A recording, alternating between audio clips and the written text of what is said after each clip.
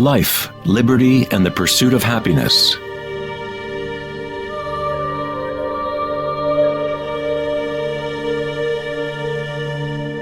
We live our lives pursuing happiness out there, as if it is a commodity. We have become slaves to our own desires and craving.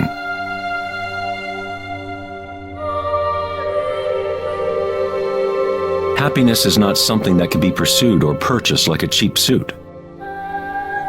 This is Maya, illusion, the endless play of form. In the Buddhist tradition, samsara, or the endless cycle of suffering, is perpetuated by the craving of pleasure and aversion to pain. Freud referred to this as the pleasure principle. Everything we do is an attempt to create pleasure, to gain something that we want, or to push away something undesirable that we don't want.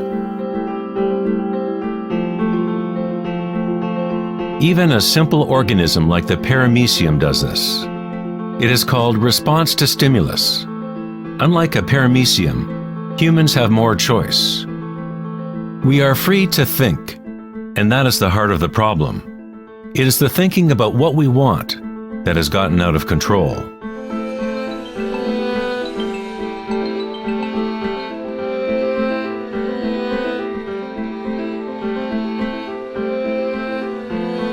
Safety systems armed.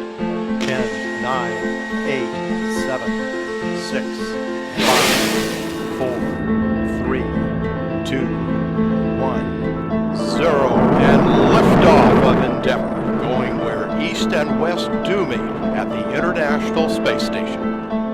The dilemma of modern society is that we seek to understand the world not in terms of archaic inner consciousness, but by quantifying and qualifying what we perceive to be the external world by using scientific means and thought. Thinking has only led to more thinking and more questions. We seek to know the innermost forces which create the world and guide its course. But we conceive of this essence as outside of ourselves, not as a living thing intrinsic to our own nature. It was the famous psychiatrist Carl Jung who said, "One who looks outside dreams. One who looks inside awakes." It is not wrong to desire to be awake, to be happy. What is wrong is to look for happiness outside when it can only be found inside.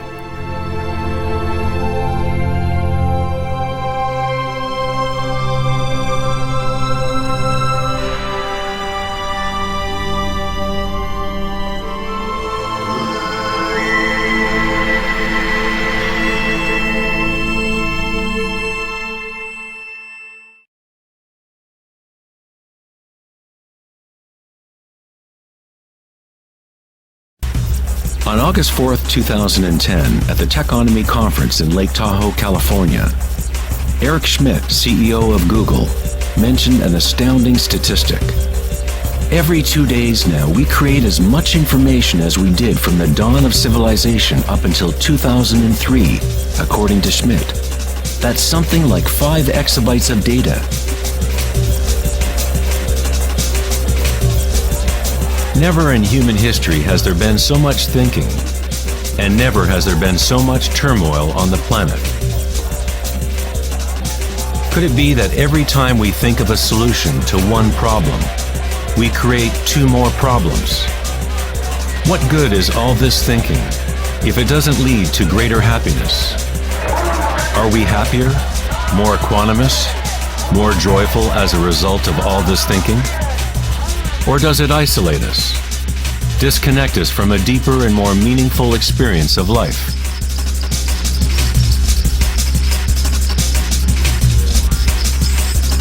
Thinking, acting, and doing must be brought into balance with being. After all, we are human beings, not human doings.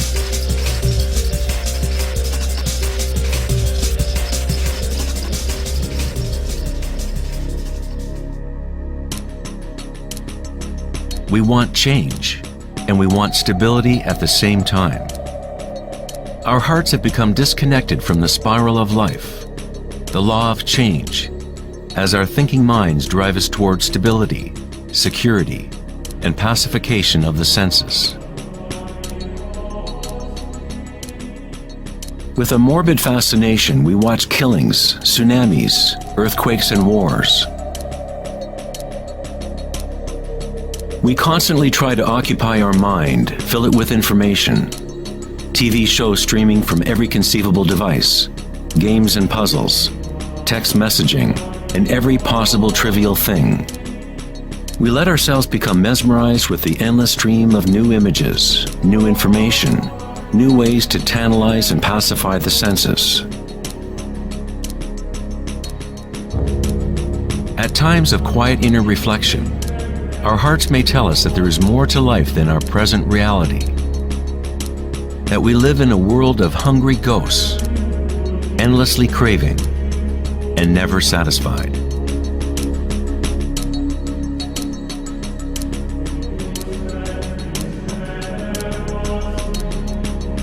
We have created a maelstrom of data flying around the planet to facilitate more thinking, more ideas about how to fix the world, to fix the problems that only exist because the mind has created them. Thinking has created the whole big mess that we are in right now. We wage wars against diseases, enemies, and problems. The paradox is that whatever you resist persists. The more you resist something, the stronger it gets. Like exercising a muscle, you are actually strengthening the very thing you want to rid yourself of. So then, what is the alternative to thinking? What other mechanism can humans use to exist on this planet?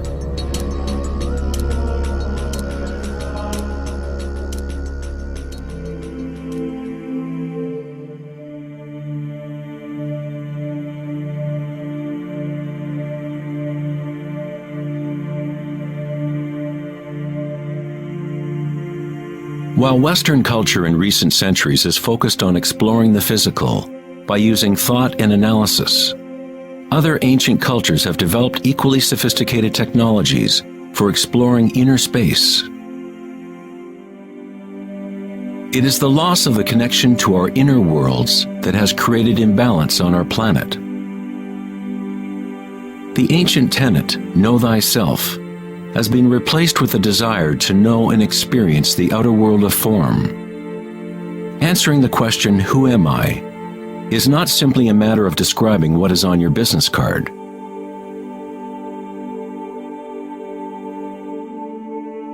In Buddhism, you are not the content of your consciousness. You are not merely a collection of thoughts or ideas, because behind the thoughts is the one who is witnessing the thoughts.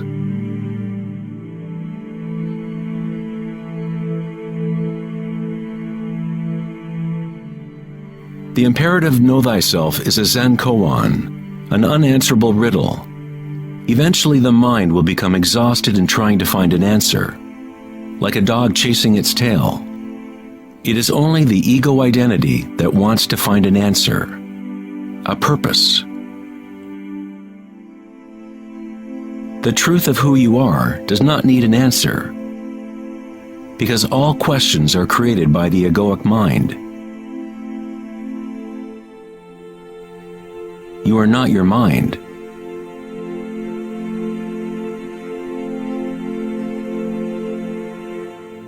The truth lies not in more answers, but in less questions.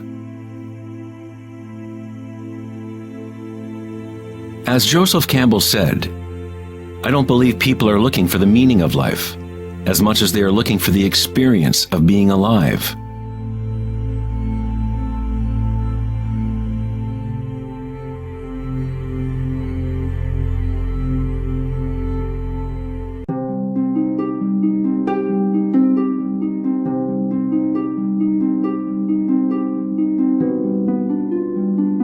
When the Buddha was asked, "What are you?" he said simply, "I am awake."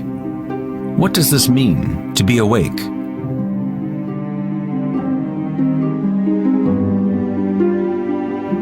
The Buddha does not say exactly, because the flowering of each individual life is different. But he does say one thing. It is the end of suffering. Every major religious tradition has a name for the state of being awake: heaven, nirvana, or moksha. A quiet mind is all you need to realize the nature of the stream. All else will happen once your mind is quiet. In that stillness, inner energies wake up and work without effort on your part. As the Taoists say, Qi follows consciousness. By being still, one begins to hear the wisdom of the plants and animals, the quiet whispers in dreams, and one learns the subtle mechanism by which those dreams come into material form. In the Tao Te Ching, this kind of living is called Wei Wu Wei. Doing, not doing. The Buddha spoke of the middle way as the path that leads to enlightenment. Aristotle described the golden mean, the middle between two extremes, as the path of beauty. Not too much effort, but not too little either. Yin and yang in perfect balance.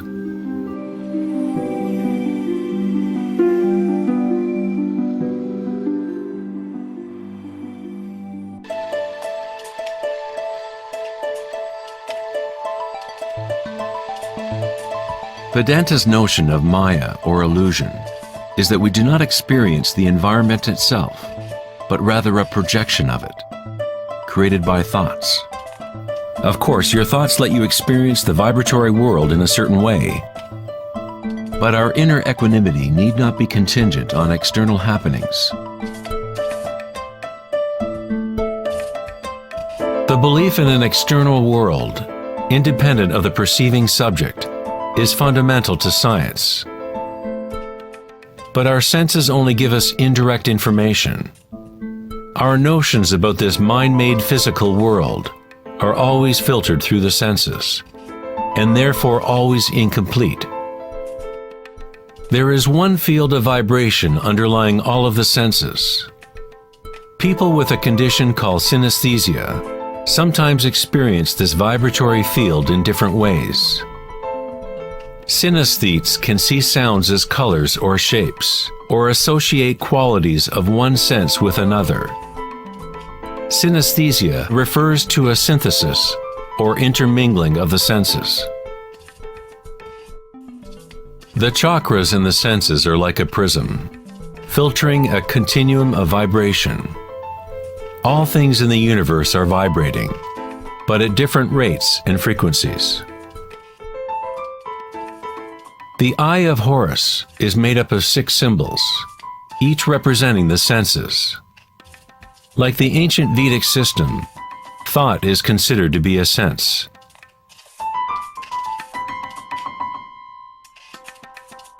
Thoughts are received simultaneously as sensations are experienced on the body. They arise from the same vibratory source.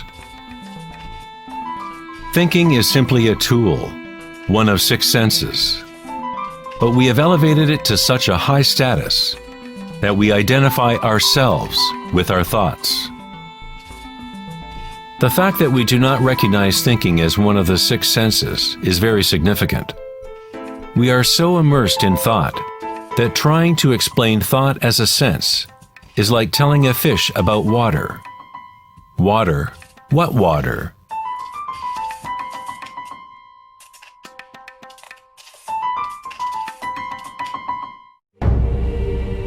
In the Upanishads, it is said, "Not that which the eye can see, but that whereby the eye can see.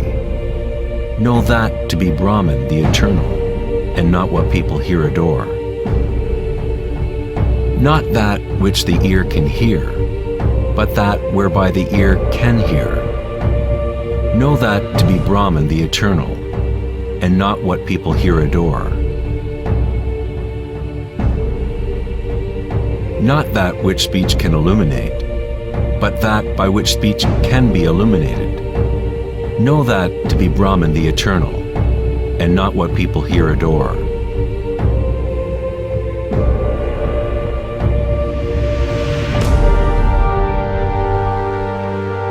Not that which the mind can think, but that whereby the mind can think. Know that to be Brahman the eternal, and not what people here adore.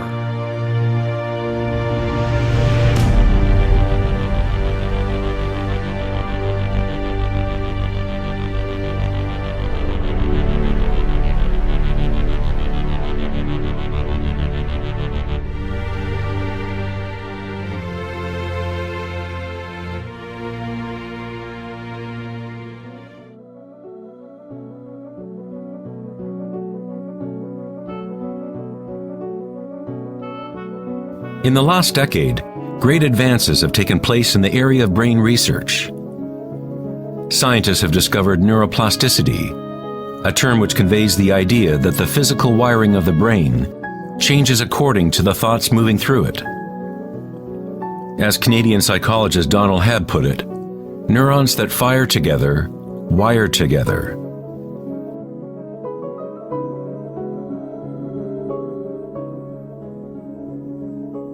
Neurons wire together most when a person is in a state of sustained attention. What this means is that it is possible to direct your own subjective experience of reality. Literally, if your thoughts are ones of fear, worry, anxiety, and negativity, then you grow the wiring for more of those thoughts to flourish. If you direct your thoughts to be ones of love, compassion, gratitude, and joy, you create the wiring for repeating those experiences.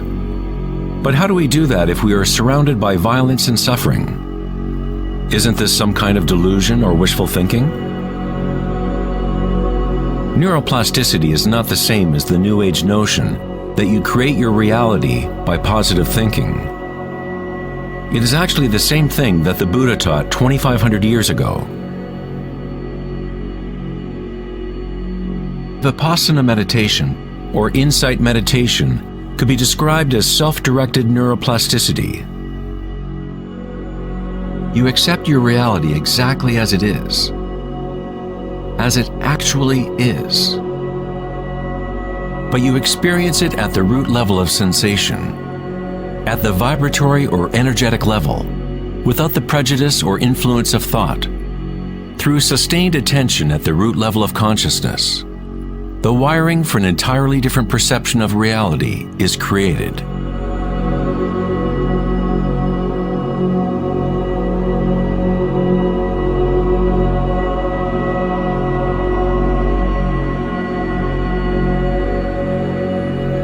We have got it backwards most of the time. We constantly let ideas about the outer world shape our neural networks.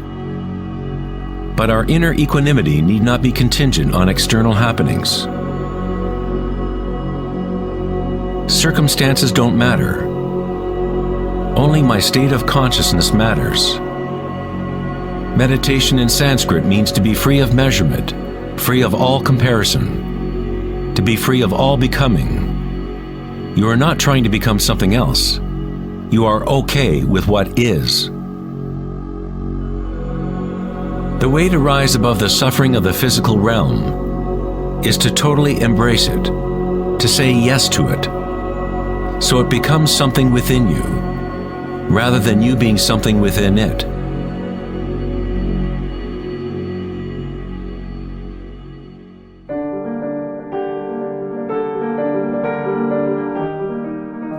How does one live in such a way that consciousness is no longer in conflict with its content? How does one empty the heart of petty ambitions? There must be a total revolution in consciousness, a radical shift in orientation from the outer world to the inner. It is not a revolution brought about by will or effort alone, but also by surrender, acceptance of reality as it is.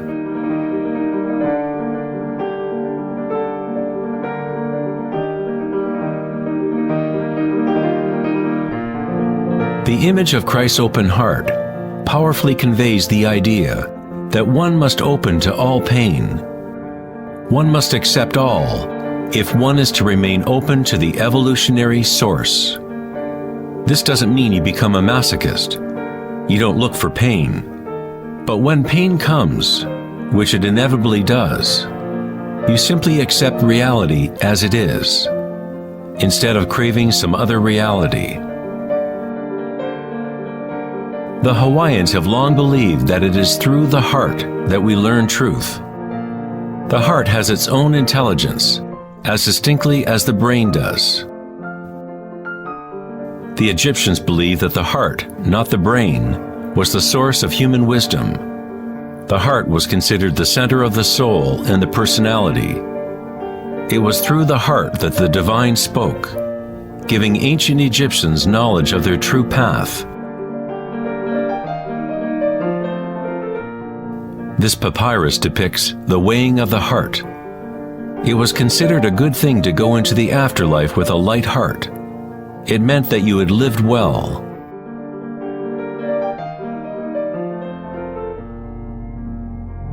One universal or archetypal stage that people experience in the process of awakening the heart center is the experience of one's own energy as the energy of the universe.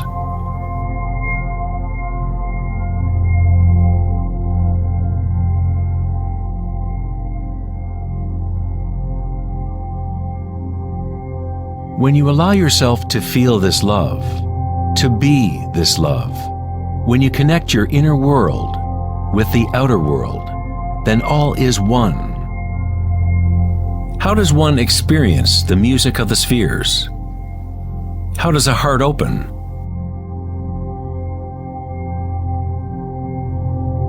Sri Ramana Maharshi said, "God dwells in you, as you, and you don't have to do anything to be God realized or self-realized. It is already your true and natural state. Just drop all seeking, turn your attention inward, and sacrifice your mind to the one self, radiating in the heart of your very being. For this to be your own presently lived experience, self-inquiry is the one direct and immediate way."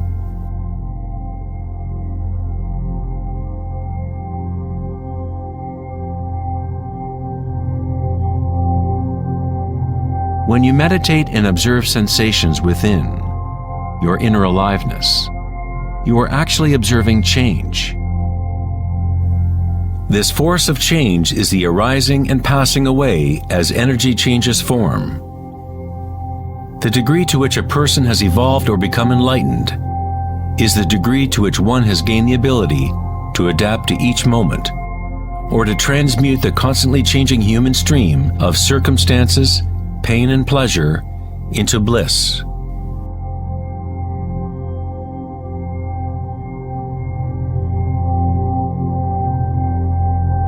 Leo Tolstoy, author of War and Peace, said, "Everyone thinks of changing the world, but no one thinks of changing him or herself."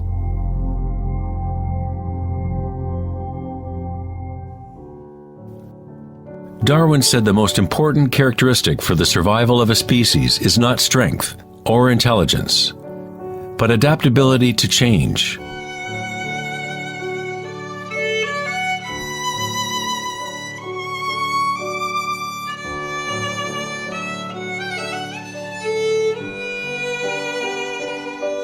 One must become adept at adapting.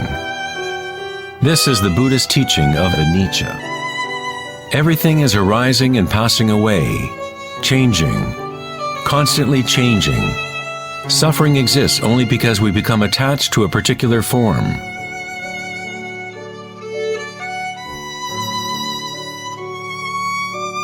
When you connect to the witnessing part of yourself with the understanding of anicca, bliss arises in the heart.